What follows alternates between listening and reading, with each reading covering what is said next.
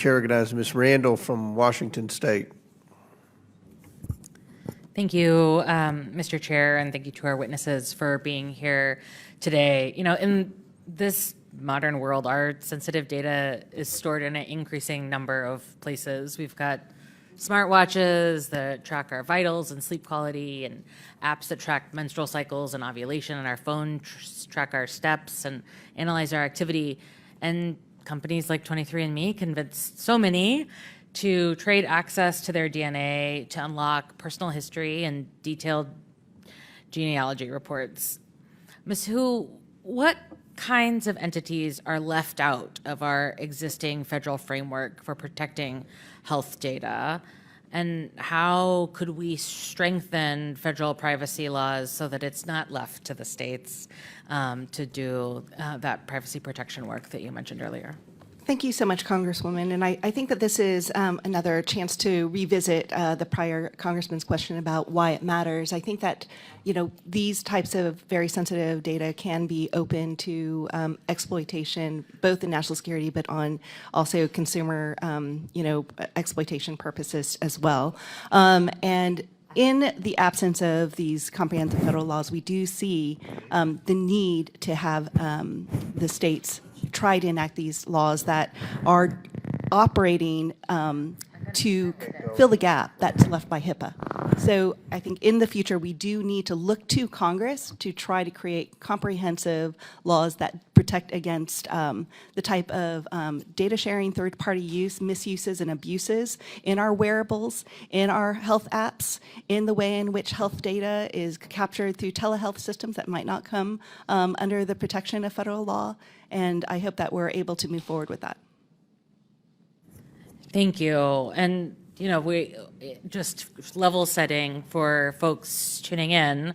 In 2022, the Biden administration issued important guidance to ensure that private health information that would be covered by HIPAA and other circumstances could not be disclosed to entities seeking to investigate someone for accessing reproductive health care, for example. But that guidance has been withdrawn under the Trump administration in an effort to push forward an anti-reproductive health agenda, putting both doctors and patients at risk and discouraging folks from seeking care. I think we have to remember that, you know, these issues are intertwined. You know, what companies,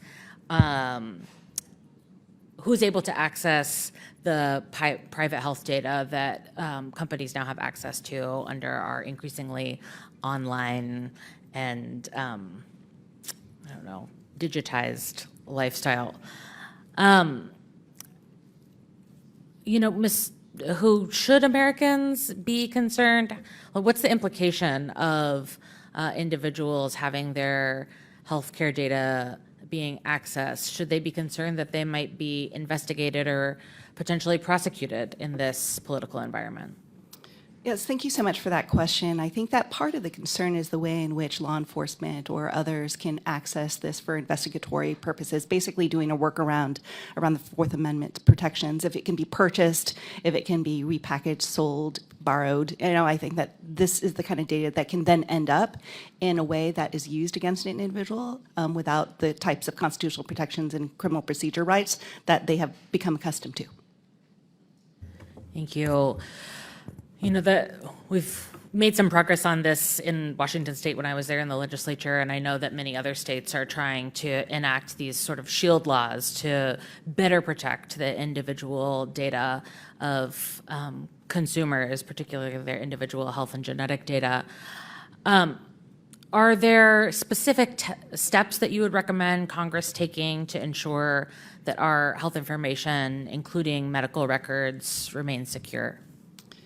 Yeah, I think that this is where we need to look at this comprehensively, not just in a siloed way, not just health data, for example, or education data or financial data, and not just a federal or a state level issue. I think that this truly needs to be across the board. So you'd mentioned state of Washington having biometric protections, for example, as well.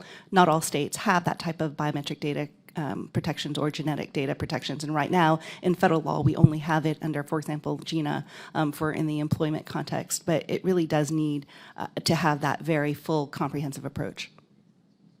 Thank you so much. I yield back, Mr. Chair.